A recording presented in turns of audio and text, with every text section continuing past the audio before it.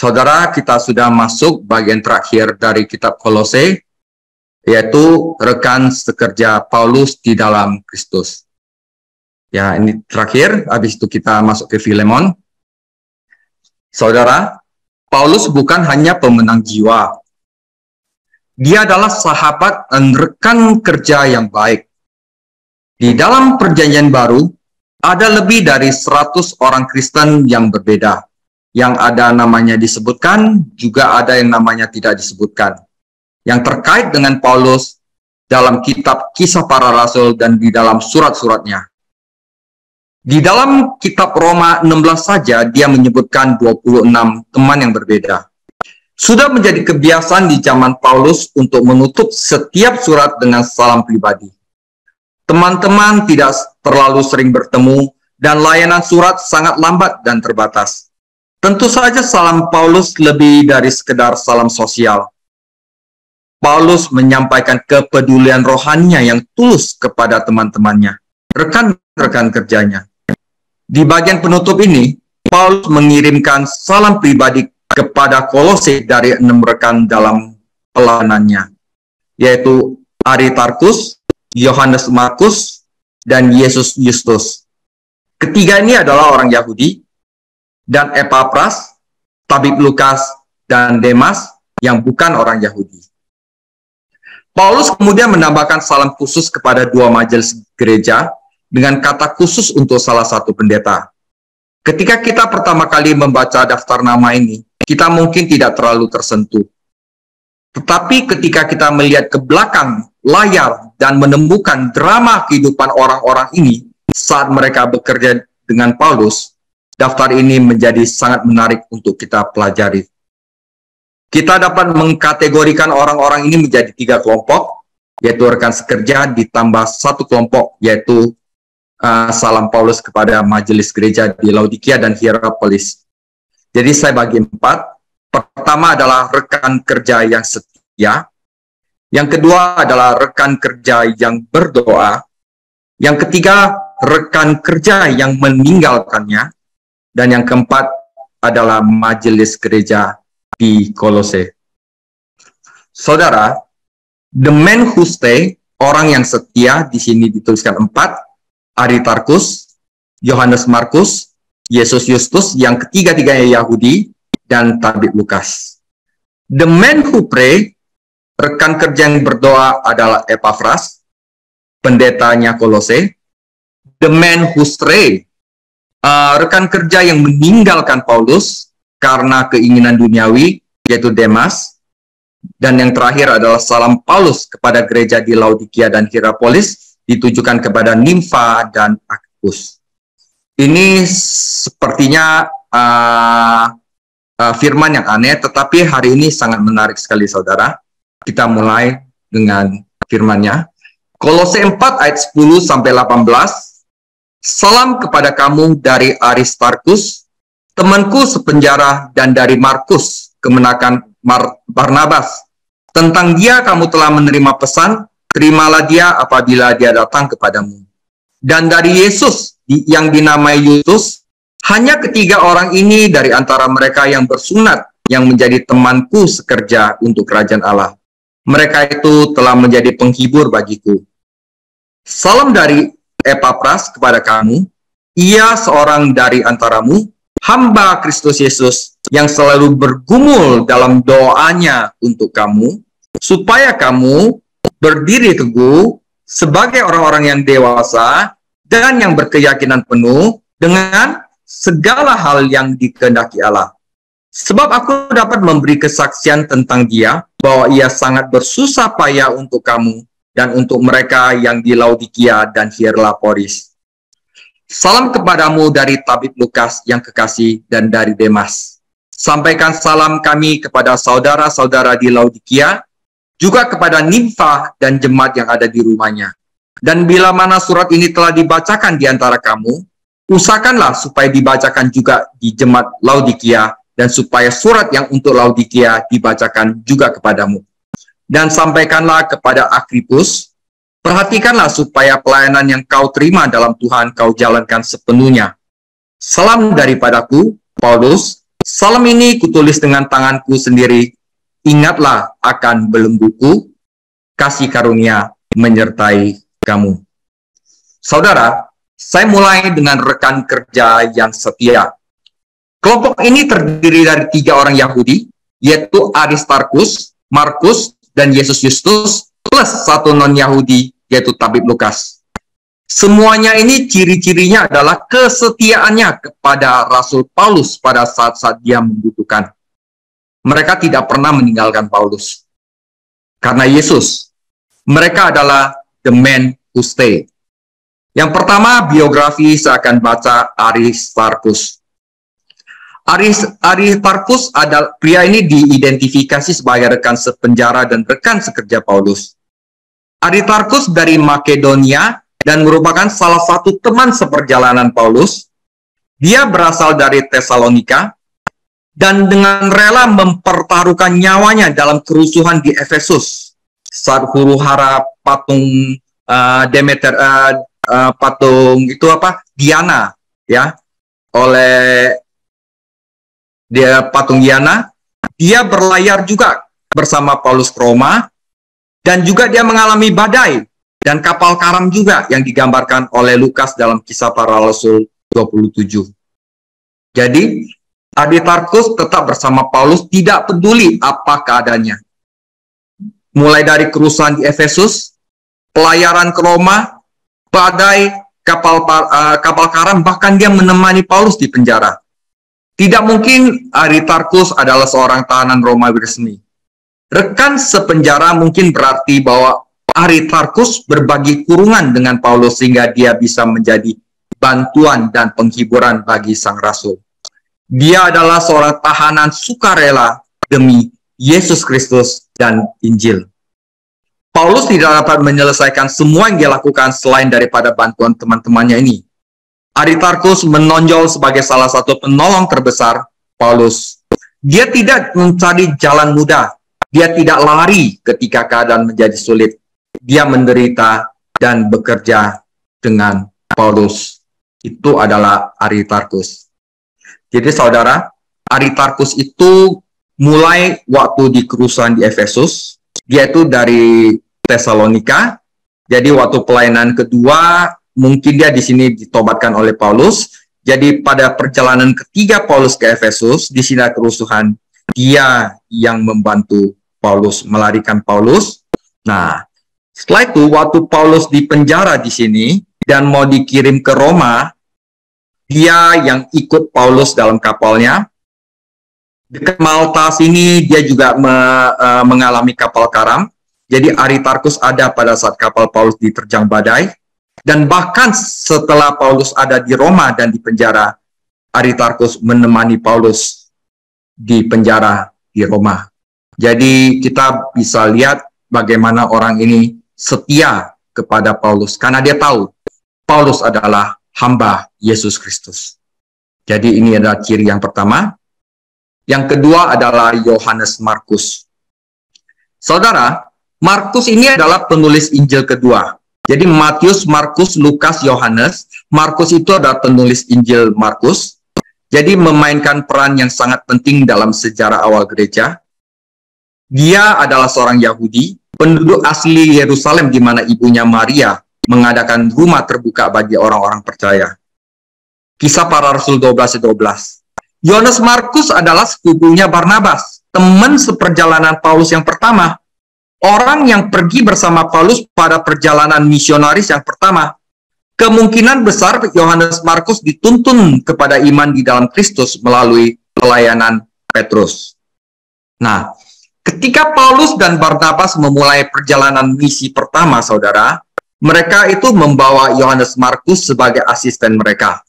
Dia mungkin mengurus pengaturan perjalanan, persediaan, juru tulis mungkin. Tetapi ketika keadaan menjadi sulit, Yohanes Markus meninggalkan Paulus dan Barnabas dan kembali ke Yerusalem. Mungkin dia takut, saudara.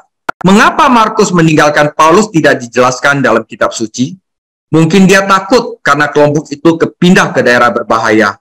Mungkin dia membenci kenyataan bahwa Paulus mengambil alih kepemimpinan misi dan menggantikan saudaranya Barnabas. Mungkin Yohanes Markus membenci pelayanan Paulus kepada orang-orang bukan Yahudi, karena Markus adalah orang Yahudi. Apapun alasannya, dia meninggalkan Paulus dan Barnabas dan kembali ke Yerusalem.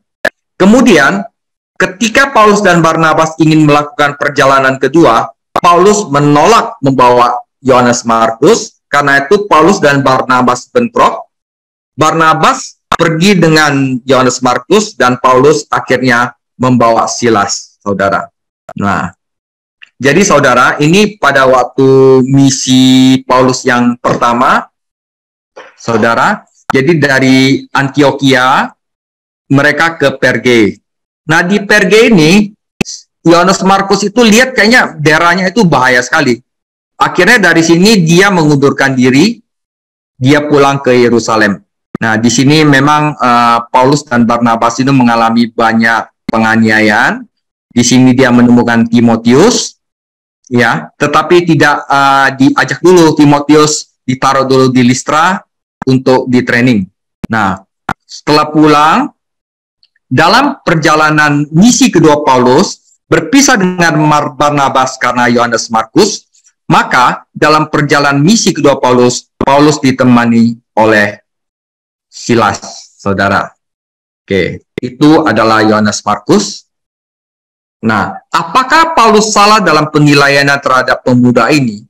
Mungkin, tapi kita tidak bisa menyalahkan Paulus karena berhati-hati ketika Yohanes Markus telah mengecewakannya di masa lalu. Paulus tidak menjalankan tur untuk kesenangan. Dia sedang melakukan tugas misi yang terbesar dalam sejarah kekristenan. Oleh kasih karunia Tuhan, Markus telah mengatasi kegagalan pertamanya dan telah menjadi hamba Tuhan yang berharga. Dia bahkan dipilih untuk menulis Injil Markus. Yohanes Markus adalah penyemangat bagi setiap orang yang gagal dalam upaya pertamanya untuk melayani Tuhan. Yang penting dia bisa kembali ke dalam pelayanan dan membuktikan dirinya setia kepada Tuhan Yesus dan Rasul Paulus. Saya dapat menambahkan bahwa perlu juga ada orang menjadi seorang Barnabas, tidak seperti Paulus juga, dan mendorong orang-orang Kristen yang lebih muda yang gagal di dalam Tuhan. Kalau Paulus kan saklek ya, tapi Barnabas itu orangnya lebih lembut. Ya. Mungkin Yohanes Markus akan berhasil tanpa bantuan sepupu Barnabas, tetapi saya meragukannya. Tuhan akhirnya menggunakan Barnabas untuk mendorong Yohanes Markus dan mengembalikan dia untuk melayani lagi. Barnabas hidup sesuai dengan namanya, anak penghiburan. Yang ketiga adalah Yesus Yustus. Yesus Yustus adalah orang percaya Yahudi yang melayani bersama Paulus, tetapi di sini kita tidak tahu apa-apa tentang dia. Yesus Yustus mewakili orang-orang percaya yang setia yang melayani Tuhan, tapi perbuatannya tidak diumumkan untuk diketahui seluruh dunia. Dia adalah rekan kerja Paulus dan penghibur bagi Paulus. Hanya itu yang saya ketahui tentang dia. Namun, Tuhan telah menyimpan catatan yang setia tentang kehidupan dan pelayanan orang ini, dan akan memberinya upah sesuai dengan itu. Saudara, rekan kerja yang setia yang keempat, tadi udah 3 orang Yahudi, dan yang keempat adalah tabib Lukas. Lukas adalah orang yang sangat penting di gereja mula-mula. Dia adalah seorang non-Yahudi, namun dia dipilih Allah untuk menulis 2 kitab, yaitu Injil Lukas dan kitab Kisah Para Rasul. Dia mungkin satu-satunya penulis non-Yahudi dari setiap buku dalam Alkitab. Dia adalah seorang tabib dan sangat dicintai oleh Paulus. Profesi tabibnya telah disempurnakan dari pendidikan Yunani, dan dia adalah tabib yang sangat dihormati. Meskipun Paulus memiliki karunia untuk menyembuhkan orang, tetapi dia tetap berpergian dengan seorang tabib. Nah, saudara, Lukas bergabung dengan Paulus dan rombongannya di Troas, yaitu pada waktu misi perjalanan Paulus kedua dengan Silas. Jadi perhatikan kata ganti kami dalam Kisah Para Rasul 16 ayat 10. Dan kami, berarti yang tuliskan Lukas. Dan Paulus dan kami, berarti saya. Lukas pergi bersama Paulus ke Yerusalem dan bersamanya dalam perjalanan ke Roma. Jadi dia tetap setia sampai Paulus mencapai akhirnya. Tidak diragukan lagi kehadiran pribadi Lukas dan keterampilan profesional merupakan dorongan besar bagi Paulus selama masa yang sangat sulit itu. Sementara Tuhan dapat dan memang memberikan kekuatan dan penyembuhan dengan cara yang ajaib. Tetapi dia juga menggunakan sarana yang disediakan di alam, seperti tabib dan obat-obatan. Saudara, Lukas tetap bersama Paulus sampai akhir. 2 Timotius 4 ayat 11, hanya Lukas yang tinggal dengan aku. Dia bilang, jemputlah Markus, ya, dan bawalah ia kemari, karena pelayanannya penting bagiku. Jadi Paulus telah mengampuni Markus, dan akhirnya Markus dipulihkan.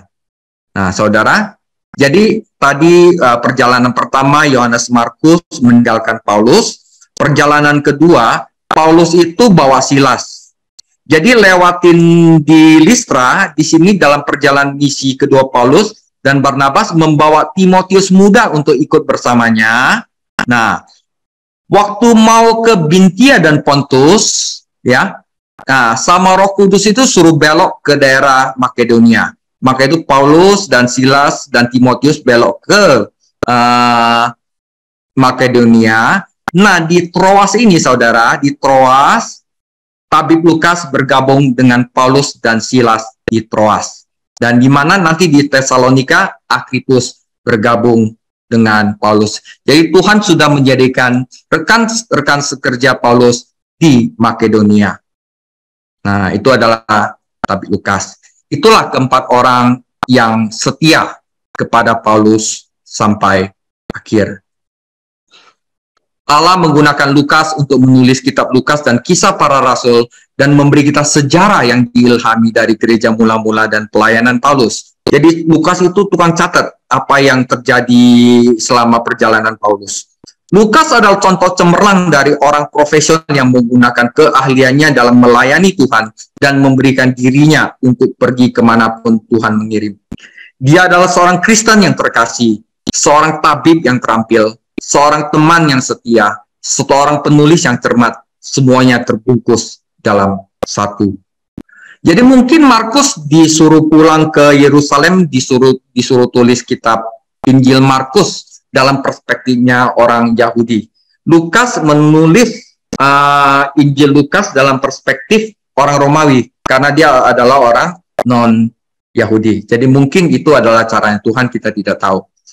Nah, saudara, yang kedua adalah rekan sekerja Paulus yang berdoa. Di sini hanya satu, yaitu Epafras, yaitu merupakan pendeta Kolose. Saudara, kita bertemu Epafras di awal pelajaran ini karena dialah orang yang mendirikan gereja di Kolose. Dia telah dituntun kepada Kristus melalui pelayanan Paulus di Efesus dan kembali ke rumah untuk membagikan kabar baik tentang keselamatan. Tampaknya Epafras juga mendirikan gereja-gereja di Laodikia dan Hierapolis. Dalam istilah modern kita, Epafras menjadi misionaris rumah. Apa yang memotivasi Epafras untuk membagikan Injil? Karena dia adalah hamba Kristus.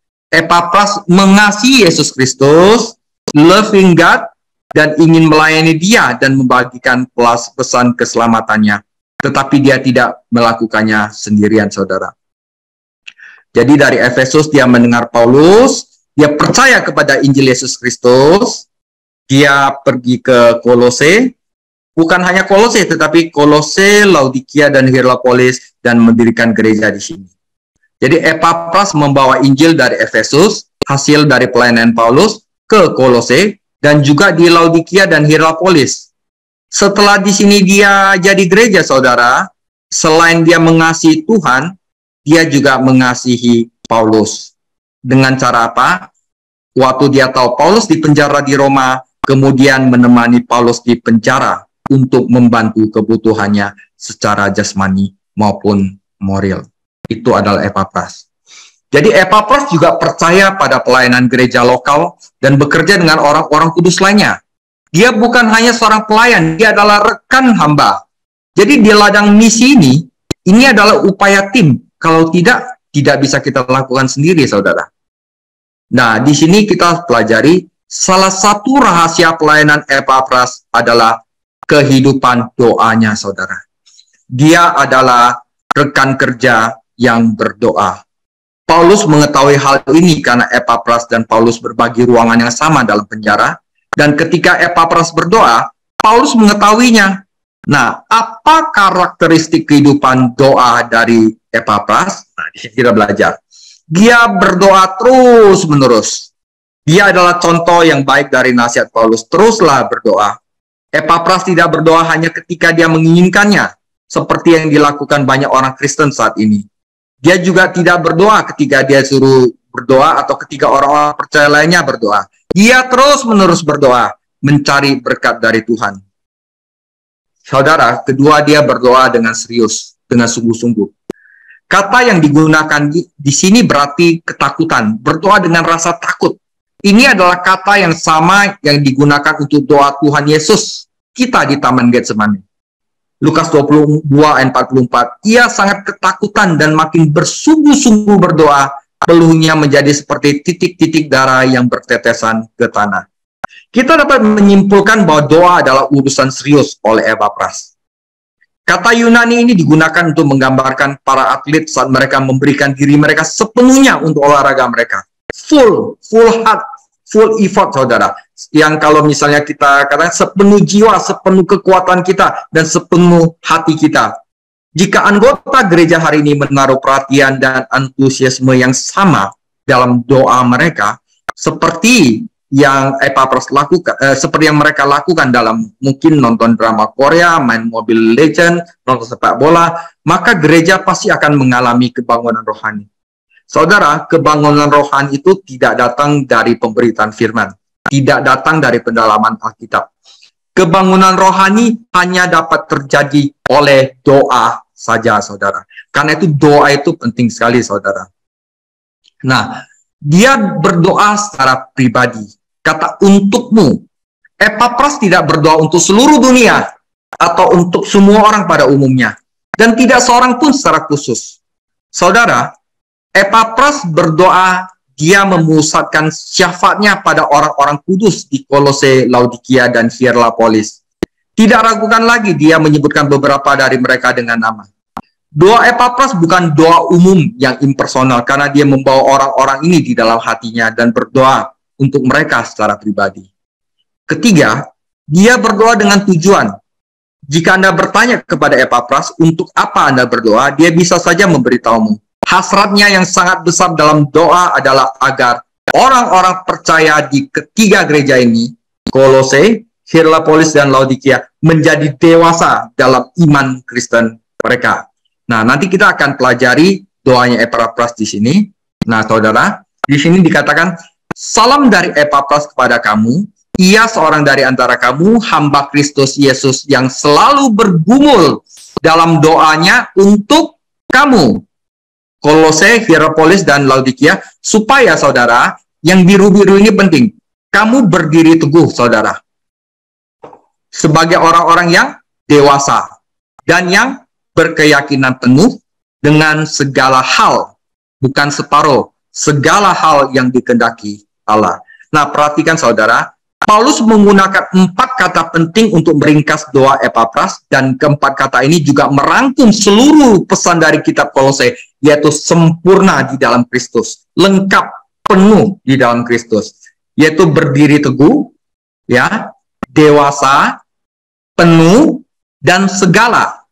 Epapras menginginkan bahwa orang-orang Kristen ini mengetahui dan melakukan kehendak Tuhan, tetapi dia ingin mereka terlibat dalam semua kehendak Tuhan, bukan hanya sebagian aja. Semua adalah kata kunci dalam Kolose, digunakan lebih dari 30 kali. Dia juga ingin mereka berdiri sempurna dan lengkap dalam kehendak Tuhan. Saudara, para guru Gnostik menawarkan kepada orang-orang Kristen ini kesempurnaan dan kedewasaan, tetapi mereka tidak dapat menyediakan hal-hal tersebut, saudara. Nah, saudara, ini penting. Saya terpaksa harus menggunakan bahasa Yunani untuk mengungkapkan berdiri teguh, dewasa, berkeyakinan penuh, dan segala hal. Kita lihat ya, saudara. Berdiri teguh, arti sesungguhnya adalah perfect standing, saudara. Berdiri dengan sempurna di dalam Tuhan. Jadi, kepenuhan, ada kata sempurna. Dewasa di sini, teleoi, ini katanya itu adalah sempurna di dalam Yesus. Jadi dewasa ini adalah sempurna di dalam dia. Jadi kalau Anda pengen nanti di rumah mau cek bahasa Yunaninya boleh. pasti ada kata lengkap, sempurna di dalam dia. Dan diyakinkan sepenuhnya di dalam bahasa Yunani adalah completely assured, diyakinkan sepenuhnya. Dan dalam segala hal ini adalah sepenuhnya, all, ya, yang dikehendaki oleh Allah. Dan keempat kata ini adalah ringkasan dari seluruh tema dari kitab Kolose. Jadi indah sekali doanya Epafras. Dia berdoa sepenuhnya, saudara, lengkap, sempurna. Nah, saudara, hanya di dalam Yesus Kristus kita dapat memiliki berkat-berkat ini, kesempurnaan ini, dan kamu lengkap di dalam Dia, karena hanya di dalam Kristus kepenuhan Allah, yaitu pleroma, tinggal. Permintaan ini membawa pemikiran untuk menjadi sempurna di dalam Dia dan sepenuhnya yakin akan kehendak Tuhan, sejajar dengan beban doa Paulus di Kolose 2:2. Keyakinan penuh dalam kehendak Tuhan adalah berkat yang luar biasa. Iman yang bulat, saudara, itu adalah berkat yang luar biasa. Orang percaya tidak bisa lagi hanyut dalam kehidupan rohaninya. Dia dapat mengetahui kehendak Tuhan dan menikmatinya. Saat dia mempelajari kehendak Tuhan dan menjalaninya, dia menjadi dewasa dalam iman dan mengalami kepenuhan Tuhan Yesus yang juga merupakan kepenuhan dari Allah, saudara. Ya. Dan keempat, dia berdoa dengan penuh pengorbanan. Jadi seperti Tuhan Yesus, dia bergumul, dia nangis, dia berkeringat, saudara. Saudara, doa yang benar itu sulit. Ketika Yesus berdoa di taman, dia berkeringat banyak sekali. Kadang-kadang bahkan berkeringat tetesan darah. Paulus mengalami pergumulan besar juga ketika dia berdoa untuk orang-orang di Kolose. Dan Epafras juga mengalami pergumulan. Ini tidak berarti bahwa kita harus bergumul dengan Tuhan agar dia menjawab. Tetapi itu berarti bahwa kita harus melemparkan diri kita ke dalam doa kita dengan serius dan penuh perhatian. Jika tidak ada pergumulan, maka tidak ada berkat yang besar. Nah, saudara, saya ada satu kata dari John Henry Jowett, all vital praying makes a drain on man vitality. Semua doa yang vital akan drain, akan menyedot vitality dari seseorang. Syafaat yang benar adalah sebuah pengorbanan yang berdarah, saudara. Nah, ini seperti itu, saudara. Semua orang yang bersama Paulus disebut dan dipuji dalam satu hal dan lain. Tetapi hanya Epafras adalah satu-satunya yang dipuji karena pelayanan doanya. Ini tidak berarti bahwa orang-orang lain tidak berdoa, tetapi ini menunjukkan bahwa doa adalah karunia khusus dari Epafras dan pelayanan utamanya. Epafras adalah rekan sepenjara Paulus, tetapi bahkan kurungan pun tidak dapat mencegahnya memasuki hadirat Allah dan berdoa bagi saudara-saudarinya di gereja di Kolose. Saudara, saya terkesan sekali dengan fakta bahwa Epafras berdoa untuk orang percaya di 3 kota yang berbeda. Saudara, kita beruntung hari ini jika anggota gereja berdoa untuk pendeta dan gereja mereka sendiri. Apalagi orang percaya di tempat lain. Mungkin salah satu alasan kebanggaan rohani tertunda karena tidak ada doa, saudara. Karena kita tidak berdoa dengan sungguh-sungguh untuk satu sama lainnya. Mungkin ini bisa jadi contoh kita mulai untuk serius dalam kehidupan doa saya. Saya tidak bilang saya sudah bagus, malah saya harus mengakui saya kurang dan saya pun masih belajar saat-saat ini, saudara. Tapi dengan firman ini, mungkin ini juga menjadi pedang bermata dua untuk saudara, untuk saya sendiri, untuk mengetahui bahwa doa dengan sungguh-sungguh itu luar biasa manfaatnya. Nah, saudara, setelah rekan kerja Paulus yang berdoa, yang ketiga adalah rekan sekerja Paulus yang meninggalkannya. Demas, saudara. Demas hanya disebutkan 3 kali dalam surat-surat Paulus, dan ketiga referensi ini menceritakan kisah yang menyedihkan. Pertama, dia disebut Demas, rekan sekerjaku, yang berhubungan dengan 3 orang baik, Markus, Aristarkus, dan Lukas. Kemudian dia hanya disebut Demas dan tidak ada kata khusus untuk identifikasi atau pujian, Kolose 4 ayat 14, tetapi referensi ketiga menceritakan apa yang terjadi pada Demas di 2 Timotius 4 ayat 10, sebab Demas telah meninggalkan aku karena mencintai dunia yang sekarang ini. Dia meninggalkan Paulus, mungkin dia tidak tahan penderitaan karena dia mencintai dunia, saudara. Nah, Demas mengira dia bisa mengabdi pada dua tuan, tetapi pada akhirnya dia harus mengambil keputusan. Sayangnya dia mengambil keputusan yang salah. Pasti sangat menyakitkan hati Paulus sebagai gembalanya ketika Demas meninggalkannya. Itu juga merugikan pekerjaan Tuhan, karena tidak pernah ada waktu ketika pekerja itu sangat diperlukan, saudara.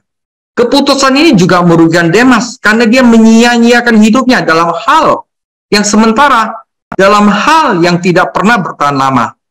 Saudara, barang siapa melakukan kehendak Allah, ia tetap hidup untuk selama-lamanya. 1 Yohanes 2 ayat 17. Pada satu titik dalam hidupnya, Yohanes Markus telah meninggalkan Paulus, tetapi dia dimenangkan kembali dan dia dipulihkan. Demas meninggalkan Paulus dan tampaknya tidak pernah dipulihkan. Dosanya ada karena dia mencintai dunia saat itu. Karena dunia mengacu pada seluruh sistem yang menjalankan dunia ini atau masyarakat tanpa Tuhan. Dalam surat yang pertama, Rasul Yohanes menunjukkan bahwa dunia memikat orang percaya dengan keinginan daging, keinginan mata, dan keangkuhan hidup. Manakah dari jebakan ini menangkap Demas kita tidak tahu. Mungkin satu, mungkin dua, mungkin seluruhnya, saudara. Tetapi kita tahu bahwa orang-orang Kristen saat ini dapat menyerah pada dunia seperti yang dilakukan Demas. Betapa mudahnya kita hanyut dari iman kita, sebenarnya karena kita hidup untuk hal-hal duniawi, saudara. Saudara, itu yang ketiga, Demas.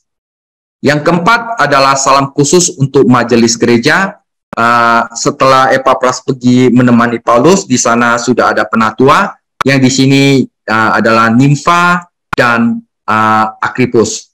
Setelah menyampaikan salam dari rekan sekerja Paulus, Paulus sendiri mengirimkan salam kepada saudara-saudara gereja di Laodikia dan Hierapolis. Orang-orang ini belum pernah melihat Paulus, namun dia tertarik pada mereka dan memperhatikan kesejahteraan rohani mereka. Kita tidak tahu apa-apa tentang Nimfa, kecuali dia mengadakan pertemuan gereja di rumahnya. Tampaknya menunjukkan bahwa orang percaya ini adalah seorang wanita. Pada abad-abad pertama, majelis lokal bertemu di rumah-rumah pribadi. Bahkan hari ini banyak gereja lokal baru memulai dengan cara ini. Saat itu tidak ada yang memperbolehkan atau bahkan karena penganiayaan, maka gereja dilakukan di rumah-rumah. Tidak terlalu penting di mana pertemuan berkumpul selama Yesus Kristus adalah pusat dari persekutuan. Perhatian besar Paulus adalah agar firman Tuhan dibaca dan dipelajari di gereja-gereja ini. Kata kerja membaca berarti membaca dengan keras. Jadi zaman dahulu itu nggak ada firman Tuhan, saudara. Maksudnya tidak ada kitab perjanjian lama itu mahal sekali dalam bentuk gulungan, saudara. Jadi tidak semua orang mempunyai itu. Karena itu di persekutuan itu firman Tuhan itu harus dibaca dengan keras. Perjanjian baru belum selesai ditulis. Tidak ada salinan surat-surat ini untuk setiap anggota. Jadi mereka belajar firman itu dengan mendengarnya di pertemuan di rumah-rumah. Ini adalah keyakinan saya yang kuat bahwa kita perlu kembali ke pembacaan umum firman Tuhan di banyak gereja. Bertekunlah dalam membaca kitab-kitab suci, berarti pembacaan firman Tuhan di depan publik, saudara. Perlu dicatat bahwa berbagai surat dari Paulus baik untuk semua majelis ini. 1 Timotius 4:13, sementara itu sampai aku datang, bertekunlah dalam membaca kitab-kitab suci, dalam membangun dan dalam mengajar, saudara. Bahkan dalam budaya yang berbeda, firman Tuhan itu memiliki pesan untuk hati yang sama. Firman Tuhan tidak harus dimodifikasi atau diubah untuk menghadapi masalah yang berbeda dalam berbagai situasi. Karena itu selalu dapat diterapkan. Nah, saudara, di sini ditulis apakah itu surat dari Laodikia? Saya tidak tahu. Beberapa ahli teologi berpikir bahwa surat Efesus adalah surat yang hilang ini. Tetapi ide ini murni spekulasi, saudara. Fakta bahwa surat ini telah hilang tidak berarti kita kehilangan sebagian dari firman Allah yang terilhami. Beberapa korespondensi Paulus di gereja Korintus juga telah hilang. Tuhan tidak hanya mengilhami firman-Nya, tetapi Tuhan secara kuasanya akan memelihara sehingga tidak ada yang hilang yang seharusnya ada di dalam firman itu. Daripada bertanya-tanya tentang apa itu surat dari Laodikia, lebih baik kita menerapkan diri pada apa yang kita miliki, yaitu surat Kolose, saudara. Nah, dan selain Nimfa, sekarang adalah Agripus. Di sini adalah Filemon yang tua. Ini adalah Apia, istrinya. Ini mungkin anaknya Filemon, tapi mungkin juga bukan, atau dia adalah seorang pendeta. Jadi ketika kita membandingkan Kolose 4:17 dengan Filemon 2, kita mendapatkan kesan bahwa Agripus itu ada di dalam keluarga Filemon. Mungkin dia adalah kerabat Filemon, atau anak Filemon, atau pendeta gereja yang bertemu di rumah Filemon. Kita tidak dapat membuktikan ini, tentu saja, tetapi ini tampaknya merupakan kesimpulan yang logis. Ini juga membuat Apia yang di tengah ini adalah istri Filemon. Kata-kata terakhir Paulus sebelum salam ditujukan kepada Agripus sebagai dorongan untuk terus setia dalam pelayanannya. Apakah Agripus putus asa? Apakah guru-guru palsu gnostik menyerbu gerejanya dan menciptakan masalah baginya?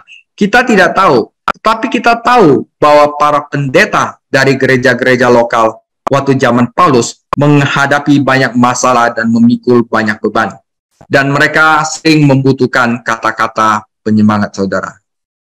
Paulus mengingatkan Agripus bahwa pelayanannya adalah hadiah dari Tuhan, bahwa dia adalah pelayanan Tuhan yang suatu hari harus mempertanggungjawabkan pekerjaannya. Karena Tuhan yang memberikan pelayanannya, Tuhan pasti dapat membantunya melaksanakannya dengan cara yang benar. Jadi pelayanan itu bukanlah sesuatu yang kita lakukan untuk Tuhan, tetapi adalah sesuatu yang Tuhan lakukan di dalam dan melalui kita. Kata memenuhi disertai dengan gagasan bahwa Tuhan memiliki tujuan yang pasti untuk dicapai oleh hamba-hambanya. Dia selalu bekerja di dalam kita dan melalui kita untuk menyelesaikan pekerjaan baik yang telah dipersiapkan untuk kita. Tentu saja menggenapi juga paralel dengan tema Kolose, kepenuhan Yesus Kristus tersedia bagi setiap orang percaya. Kita dapat memenuhi pelayanan kita karena kita telah dipenuhi melalui Yesus Kristus. Saudara, kecuali kita membuat aplikasi praktis dari doktrin Alkitab, studi kita akan sia-sia. Saudara, setelah membaca surat Kolose ini dan mempelajarinya, kita tidak bisa tidak melihat bahwa kita memiliki di dalam Yesus Kristus semua yang kita inginkan dan dibutuhkan. Lengkap, saudara, penuh, sempurna. Semua kepenuhan Allah ada di dalam Yesus Kristus, dan kita telah disempurnakan di dalam Dia. Sungguh suatu dorongan yang luar biasa bagi Agripus. Sungguh suatu dorongan yang seharusnya bagi kita hari ini. Paulus biasanya mendiktekan suratnya kepada seorang penulis dan kemudian menandatangani namanya di bagian akhir. Dia selalu menambahkan kalimat tentang kasih karunia Allah karena ini adalah ciri khasnya. Kombinasi tanda tangan dan kasih karunia membuktikan bahwa surat Kolose ini adalah asli. Mengapa Paulus ingin mereka mengingat belenggu? Jadi di bagian terakhir kitab Kolose, Paulus menambahkan, ingatlah akan belengguku. Saudara, terutama karena belenggu itu adalah pengingat akan kasih kepada jiwa-jiwa yang terhilang. Loving others. Khususnya orang-orang bukan Yahudi. Dia adalah tawanan Yesus Kristus karena kamu orang-orang bukan Yahudi.